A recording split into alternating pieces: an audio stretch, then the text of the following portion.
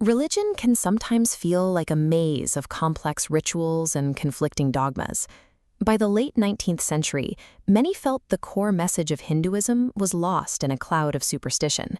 The Arya Samaj was formed to cut through that noise, stripping away centuries of additions to return to the foundational truth of Vedic philosophy. That return begins with the first two of the Samaj's 10 fundamental principles. They establish a single God who is formless, unborn, and merciful. Rather than turning to multiple deities, the Arya Samaj views this singular creator as the primary source of all true knowledge and the only entity worthy of worship. To access that knowledge, the Samaj points to the Vedas. The third principle declares these specific ancient Sanskrit texts as the ultimate, uncorrupted books of truth. For followers, it is a paramount duty to read, teach, and recite them. Focusing entirely on these three core tenets, one God, supreme attributes, and the original texts, builds a solid theological foundation. The believer is grounded in this single reality before they take a single step out into the world. High theology translates into daily habit through sandhya. This practice of daily meditation involves reciting the Gayatri mantra and using breath control, or pranayama, to clear the mind and purify the physical body. From individual meditation, the practice expands into the Homa fire ritual. Practitioners use specific metal utensils to offer precise ingredients, like clarified butter called ghee, and fragrant herbs into the burning wood. This ritual carries deep spiritual weight, but the texts also view it through a scientific lens. The burning of these specific materials is intended to purify the surrounding air, destroy foul odors, and prevent disease.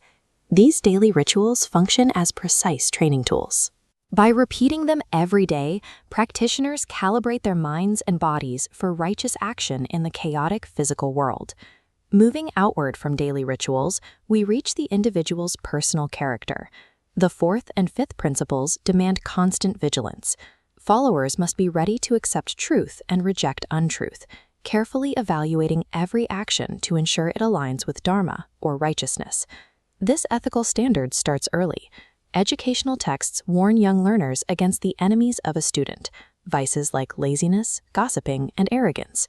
To defeat these distractions, students are taught to treat their parents and teachers with absolute reverence, absorbing the discipline required to learn effectively.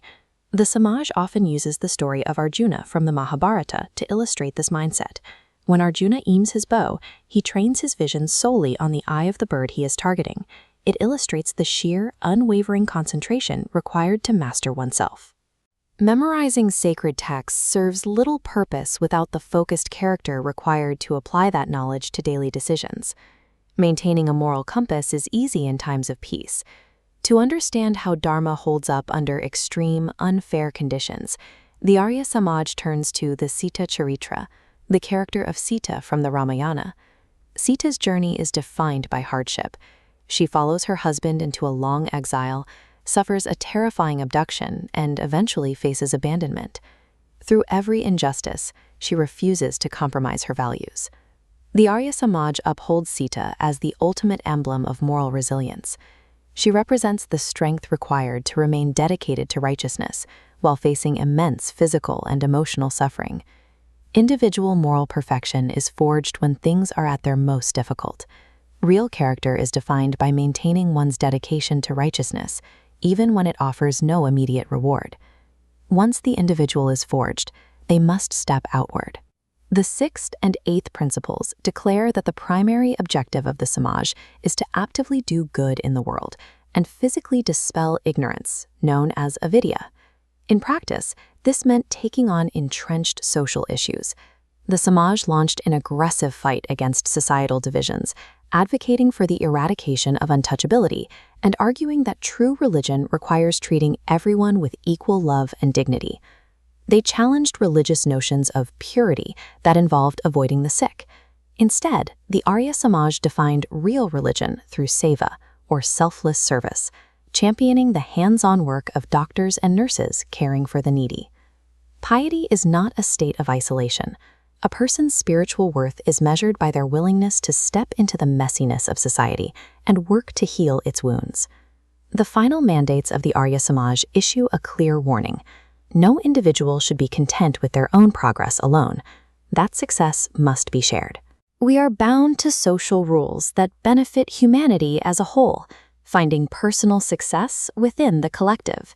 From the focus of breath control to the act of caring for the sick, the Arya Samaj links the internal life with external service. It is a system where deep spiritual devotion and active social justice become the exact same pursuit.